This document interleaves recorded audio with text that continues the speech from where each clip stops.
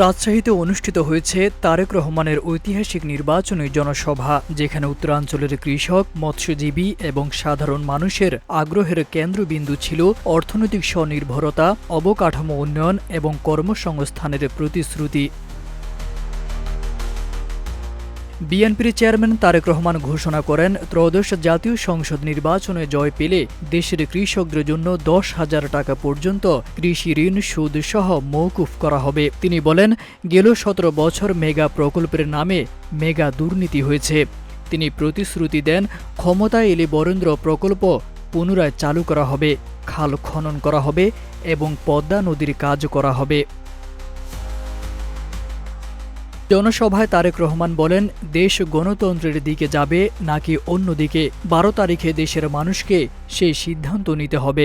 গণতন্ত্র ধরে রাখতে না পারলে মেগা প্রকল্প জনগণের প্রকল্প হবে না। যে কোনো মূল্যে গণতন্ত্রের ঝান্ডা ধরে রাখতে হবে।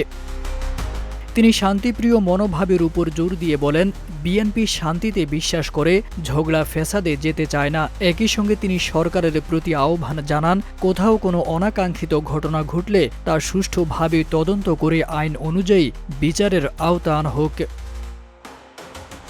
তারেক আজিজ খান, প্রজন্ম 24।